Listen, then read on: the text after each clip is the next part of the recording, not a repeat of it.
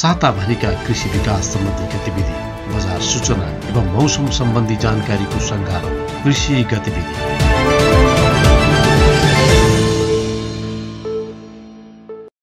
कृषि तथा पशुपक्षी विकास मन्त्रालयमा पुस 24 गते कृषिको विषयगत समितिको 8औं बैठकले विभिन्न विषयमा छलफल गरी कृषि विकासका लागि प्राथमिकता तय गरेको छ। बैठकमा विगतमा भएका कामको समीक्षा हुनुको साथै कृषि उत्पादन सामग्रीको गुणस्तर तथा मलखाद व्यवस्थापन लगायतका विषयमा छलफल गरिएको थियो। प्रदेशका कृषि मन्त्री एवं सचिवहरू सहभागी रहेको कार्यक्रममा संघीय कृषि तथा पशुपक्षी विकास मन्त्री डाक्टर बेदुराम भुषालले धानमा आत्मनिर्भर हुनका लागि चैते धानमा जोड दिनुपर्ने बताउँदै प्रदेश र स्थानीय सरकार बीच समन्वय हुन आवश्यक रहेको भनाई राख्नु भएको थियो। किसान जानिने हो, त्यो पनि योजना बनाऊ। दोस्रो चाहिँ यो बाँझो जग्गा उपयोगको एउटा एकीकृत योजना बनाऊ। संघ र प्रदेशको कसरी गर्न सकिन्छ सल्लाह गरौँ। आधी तुलनामा पुग्न पर्छ भन्ने छैन। त्यसपछि गएर प्रदेशमा छलफल गरेर पनि भन्न सकिन्छ अब कसरी जाने एउटा चाहिँ नि कार्ययोजना नै बनाएर जानुपर्ने देखिन्छ। किनभने हाम्रो चाहिँ 10,20,000 हेक्टर जमिन बाँझो हुनु भनेको सानो कुरा हो। रासायनिक मलको वितरणमा देखा परेका समस्याहरूको समाधान गर्नैपर्छ हामीले। त्यसको लागि सफ्टवेयर बनाउने काममा संघीय मन्त्रालय लागेको छ। र चारवटा कुरामा चाहिँ कति मल चाहिने हो भन्ने स्पष्ट हुनुपर्ने देखिएको छ। एउटा उखुको यहाँ ठाउँ भएको छ, उखुलाई कति चाहिने हो त मल प्लस कति गर्नुपर्ने हो भन्ने कुरा आउनु पऱ्यो। खास गरी मध्य प्रदेशमा चाहिँ बढी उखुको प्रयोग भएको छ, उखु उत्पादन भएको छ, त्यहाँबाट आउनु पर्यो। अरू क्षेत्रमा पनि लुम्बिनीमा पनि हुन्छ, यताबाट पनि आउनु पर्यो। दोस्रो चाहिँ डिस्टिलरीहरूले यो रासायनिक मल प्रयोग गरेका छन् भन्ने कुरा छ। डिस्टिलरीहरूलाई हामीले चाहिँ अनुदानको मल दिन सक्छौँ कि सक्दैनौँ। त्यस्तै गरिकन माछा पोखरीहरूले रासायनिक मल प्रयोग गरेका छन् ठुलो उत्पादन गर्नका निम्ति। त्यसको लागि पनि कति चाहिन्छ हामीसँग तथ्याङ्क छैन। यो कति माछा पोखरीलाई चाहिन्छ भने त्यो माछा पोखरीहरू धेरै जसो मध्य प्रदेशमा र लुम्बिनी प्रदेशमै छन् होइन। त्यहीँमा त अलिक बढी चाहिँ आउनुपर्ने देखिन्छ। यसमा पनि हामीले खोजी गर्नु पर्यो। र अर्को चाहिँ चियालाई खास गरिकन कोशी प्रदेशसँग जोडिएको छ। पशुपति प्रदेशको सचिवले भन्दाखेरि पनि भन्नुभएको छ हामीले 80% होल्ड गर्छौँ भनेर। यहाँ चाहिँ चियालाई मल चाहिनु भन्ने चाहिँ चियामा चाहिने मल कति चिया त्यतिलाई यसको तथ्याङ्क पनि ल्याउनु पर्यो। र कति आयात कति गर्नुपर्ने हो, आयात गरिसकेपछि वितरणलाई कसरी व्यवस्थित गर्नु। वितरण गत साल गत आर्थिक वर्षमा चाहिँ वितरणमा समस्या देखा परेको छ। आयात गर्ने क्रममा हामी लक्ष्यभन्दा बढी नै आयात गऱ्यौँ। जति लक्ष्य राखिएको थियो 5,78,500 मेट्रिक टन लक्ष्य राखिएकोमा 5,79,000 मेट्रिक टन चाहिँ हामीले आयात गऱ्यौँ। अलिकति बढी नै पनि गऱ्यौँ। साथै उहाँले नेपालबाट चीन भैँसीको मासु निर्यात गर्न दुई देश बीचमा सम्झौता भइसकेको र त्यसका लागि मासु उत्पादनका लागि कार्यक्रमलाई प्राथमिकता राख्नुपर्ने भनाइराख्नुभयो। कार्यक्रममा प्रदेश सरकारले कृषिमा गर्ने कार्यक्रमको प्राथमिकता तय गर्नुपर्ने विषयमा छलफल भएको थियो। बाली तथा पशुजन्य रोग किरा नियन्त्रणका लागि सबै पक्ष लाग्नुपर्ने, कृषि तथ्याङ्क संकलन तथा व्यवस्थापनमा एकरूपता कायम गर्नुपर्ने, उद्योगका लागि कच्चा पदार्थ उत्पादन, एक स्थानीय तह एक प्रमुख उत्पादन, निर्यातमुखी कृषि उत्पादन, तरकारी बिउ उत्पादन, बाख्रा पालन प्रवर्धन, प्राङ्गारिक मल प्रवर्धनका कार्यक्रम सञ्चालन गर्नुपर्ने विषयमा छलफल भएको थियो। कार्यक्रममा संघ, प्रदेश र स्थानीय तह कृषि क्षेत्र समन्वय सम्बन्धी कार्य प्रक्रिया 2080 को कार्यान्वयनमा ल्याउन सबै पक्षबाट प्रतिबद्धता व्यक्त भएको थियो। मध्य पहाडी लोकमार्ग र हुलाकी राजमार्ग कृषि व्यवसाय प्रवर्धन कार्यक्रम सञ्चालन गर्नुको साथै फलफूल दशक कार्यक्रम सञ्चालन गरिने कृषि तथा पशुपक्षी विकास मन्त्रालयले जनाएको छ।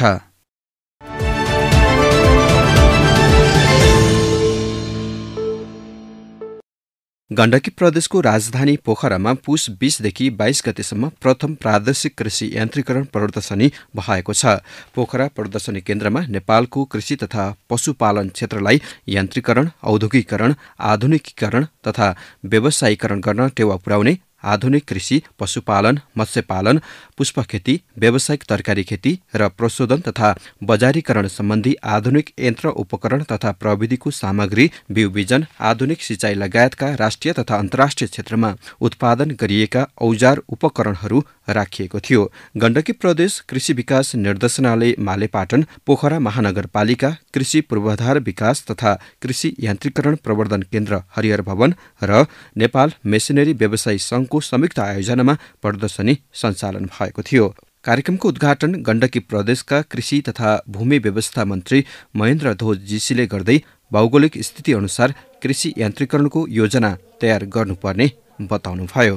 मेसिनहरू बिक्री भइरहेका छन्, तर बिक्री भइसकेपछिको प्राविधिक तथा मर्मत सेवामा नामियाले ध्यान दिनुपर्ने मन्त्री जीसीले बताउनुभयो। अबका यी पोलिसीहरूमा हामीले तीनै तहको पोलिसीमा चेन्ज गर्नुपर्छ र भन्ने त्यो कुरा हामी गण्डकी प्रदेशले रियलाइज गरेका छौँ। यान्त्रिकरणमा पनि कृषिको अनुदान र यान्त्रिकरणको वितरण उस्तै छ। पहाडमा काल नभएका बारी छन्, काल नभएका ठुल्ठुला काल नभएका खेतहरू छन्। एउटा ट्र्याक्टर अर्को बारीको गह्रामा पाटोमा जान सक्ने अवस्था छैन, तर हाम्रो पालिकाहरूले पनि ट्र्याक्टर किनेर बाँडेको देखेँ मैले। र म यो यान्त्रिकरणमा संलग्न तपाईँहरू व्यवसायहरूलाई म किनजिल्ला पनि भन्न चाहन्छु, तपाईँको काम मार्केटमा निश्चित कमिसन लिएर मेसिन बेच्ने मात्रै काम होइन। तपाईँको मेसिन लगाएपछि त्यो किसानको पनि कल्याण हुनुपर्छ। मैले देखेँ मेसिन लगाएको छ, एक सिजन जोत्यो, प्राविधिक ज्ञान केही पनि छैन, त्यसपछिको पार्ट्स र त्यसको सर्भिसिङको बारेमा केही मतलबै छैन। लग्यो, एकपल्ट प्याट पारेर जोत्यो, अनि लगाएर गोठमा लगाएर परालले छोपेर मेसिन राखेको छ। अनि फेरि हामी जाँदा हामीलाई अर्को ट्र्याक्टर चाहियो भनिरहेको छ। सजिलो त हुँदो रहेछ, पार्ट्सै पाइयो। यो के भने बेचेर मात्रै हो, बेच्ने मात्रै होइन, तपाईँहरूले त्यसको सर्भिसिङ, मेकानिकल त्यसको सपोर्ट, पार्ट्सको सपोर्ट पनि गर्नुपर्छ। गण्डकी प्रदेशको दोस्रो पञ्चवर्षीय योजनामा कृषिलाई प्राथमिकता दिने बताउँदै प्रदेश सरकारले उत्पादन, भण्डारण र बजारीकरणमा केन्द्रित नीति बनाउने तयारी भइरहेको पनि मन्त्री जीसीले जानकारी दिनुभयो। पहिलो पञ्चवर्षीय योजना गण्डकी प्रदेशले ऊर्जालाई राखेको रहेछ। ऊर्जापछि त्यसपछि तपाईँको पर्यटनलाई राखेको रहेछ। पर्यटनपछि बल्ल तपाईँको कृषि राखेको रहेछ। तर अहिले हामीले अब दोस्रो पञ्चवर्षीय योजना गण्डकी प्रदेशको बन्दैछ र यसमा के हो भन्दाखेरि अबदेखि कृषिको क्षेत्रमा विशेष कार्यक्रम राखेर प्राथमिकताका साथ अगाडि जानुपर्छ भनेर अहिले हामीले कृषिलाई पहिलो प्राथमिकताका साथ पञ्चवर्षीय योजनाहरू पनि प्रदेशको हामी निर्माण गर्दैछौँ। विशेष गरेर विस्तृतीकरण गर्ने, कृषिको क्षेत्रमा यसको मूल्य श्रृङ्खला कसरी यसको व्यवस्थापन गर्न सकिन्छ, उत्पादन, बजारीकरण र भण्डारण र त्यो कृषि कर्म गर्ने व्यक्तिहरू जो किसानहरू छन् उनको पनि कसरी त्यो कृषिमा, कृषि कर्ममा, पशुपालनमा टिकाइराख्न सक्ने, कसरी त्यो व्यवसायलाई व्यवसायीकरण गर्न सक्ने र तिनीहरूको जीवन स्तर उठाउने र त्यसलाई एउटा व्यवस्थित ढङ्गले अगाडि लाने भन्ने कुरामा हामी विशेष कार्यक्रम ल्याउन हामी लागि परेका छौँ। कृषि विभागका महानिर्देशक डाक्टर हरिबहादुर केसीले व्यावसायिक खेतीको विकास र पहाडको बाँझो जमिनको उपयोग गर्न यान्त्रिकरणमा जोड दिनुपर्ने बताउनुभयो। हाम्रो कृषि बिस्तारै आधुनिकीकरण र व्यवसायीकरणतर्फ उन्मुख छ र त्यो अहिलेको कृषि गणनाका नतिजाहरूले पनि हाम्रो मेकनाइजेसनको स्तर बढेको र हाम्रो कृषि व्यवसायीकरणको स्तर बढेर गएको भनेर एकदमै प्रष्टसँग हाम्रा तथ्याङ्कहरूले देखाइरहेको छ।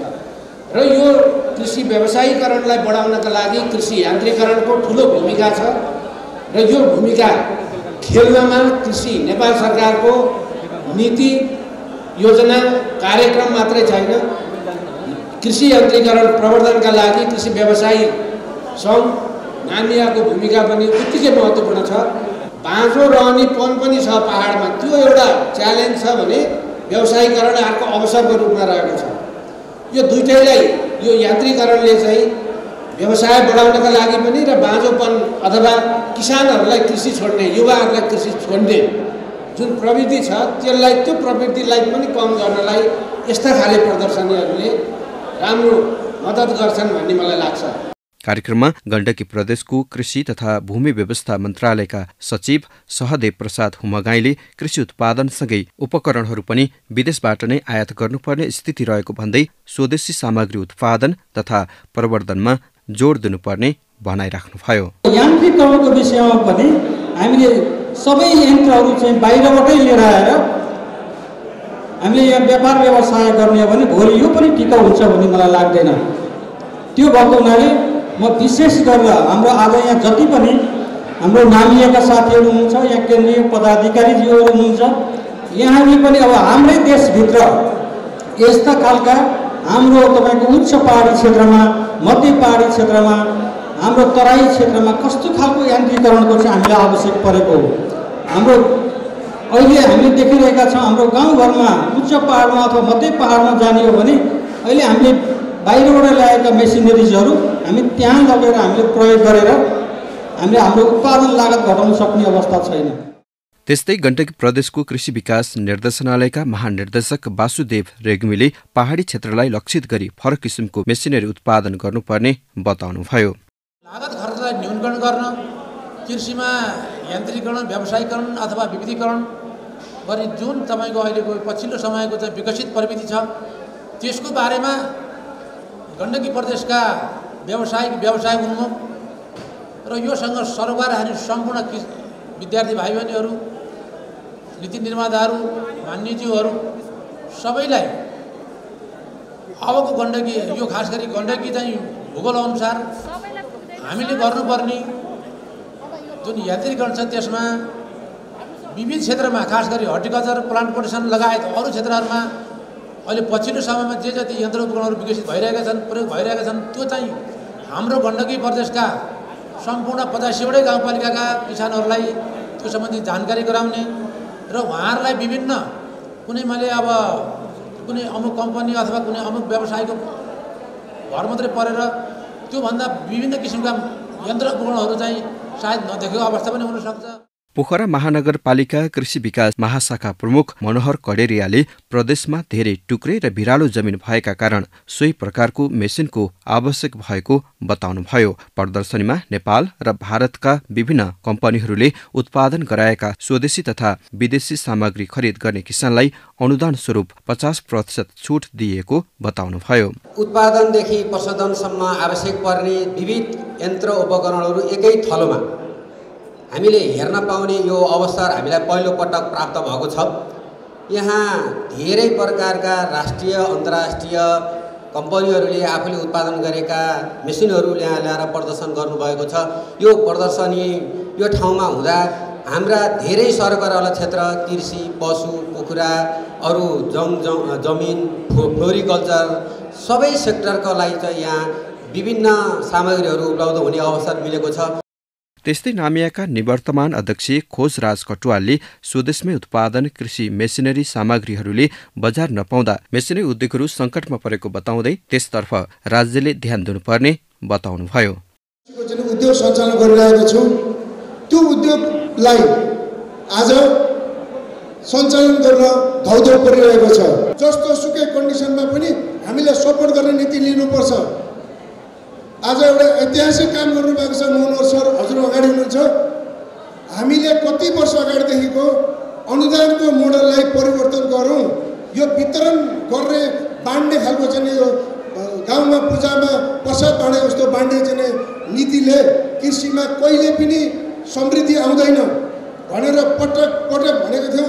आज एउटा चाहिँ राष्ट्र सेवक कर्मचारीले एउटा यस्तो डिसिजन गर्नुभएको छ हैन, त्यो डिसिजनको लागि हामी निजी क्षेत्रको तर्फबाट हामी सलाम गर्न चाहन्छौँ। त्यस्तै कार्यक्रममा महिला उद्यमी सङ्घ कास्कीकी अध्यक्ष शारदा बराल, नेपाल पत्रकार महासङ्घ कास्कीकी अध्यक्ष विमला भण्डारी, कृषक समूह महासङ्घ कास्कीका प्रतिनिधि चित्रनाथ पौडेल, नेपाल उद्योग वाणिज्य महासङ्घ अन्तर्गतको कृषि उद्यम केन्द्रका सभापति डीबी बस्नेत, पोखरा महानगरपालिकाका दोडबहादुर कार्की, नेपाल उद्योग वाणिज्य महासङ्घका उपाध्यक्ष हेमराज ढकालले कृषिको विकासका लागि यस्ता कार्यक्रमको भूमिका उल्लेखनीय रहेको बताउँदै शुभकामना मन्तव्य राख्नुभयो। कार्यक्रममा नामियाका अध्यक्ष कृष्ण शर्माले मेसिनको प्रयोग तथा मर्मतको विषयमा कृषक लगायत अन्य सरकारवालालाई तालिम दिने उद्देश्य सहितको राष्ट्रिय तालिम केन्द्र स्थापना गर्नु आवश्यक रहेको र बिक्रीपछि मेसिनको मर्मतका लागि पनि निजी क्षेत्र मात्र नभई सरकारले पनि सहकारी गर्न आवश्यक रहेको बताउनुभयो। यो प्रदेश सरकारको लगानी, सङ्घको लगानी, महानगरपालिकाको लगानी र नेपाल कृषि मेसिनरी व्यवसायी सङ्घको लगानीलाई चाहिँ प्रतिफलमा बदल्नको लागि चाहिँ यस मेलालाई, यस प्रदर्शनीलाई भव्य रूपमा सफल गराउनको लागि बढीभन्दा बढी अवलोकनकर्ताहरूलाई यस ठाउँमा उपस्थित गराउन पहल गरिदिनु म हार्दिक अनुरोध गर्दछु। प्रदर्शनको दोस्रो दिन दिगो कृषि यन्त्रीकरणका लागि स्वदेशमा कृषि औजार उत्पादन प्रवर्धन विषयक अन्तर्क्रिया कार्यक्रम आयोजना गरियो। कार्यक्रममा सरकारवालाले नेपालको कृषि यन्त्रीकरणको विकासका लागि सरकारले लचिलो नीति बनाउनुपर्ने विषयमा जोड दिएको थियो। अन्तर्क्रिया कार्यक्रममा कृषि विभागका महानिर्देशक डाक्टर हरिबहादुर केसी, राष्ट्रिय कृषि इन्जिनियरिङ अनुसन्धान केन्द्र कुमलटारका प्रमुख डाक्टर श्रीमत श्रेष्ठ, कृषि विभागकी वरिष्ठ कृषि इन्जिनियर संगीता श्रेष्ठ, उद्योग वाणिज्य तथा आपूर्ति मन्त्रालयका उपसचिव प्रकाश आचार्य, राष्ट्रिय आविष्कार केन्द्रका प्रमुख मेकानिकल इन्जिनियर रितेश देव, नोबेल बैंकका साना तथा मझौला उद्यम बैंकिङ प्रमुख अमित श्रेष्ठ लगायतले आफ्नो भनाई राख्नुभयो।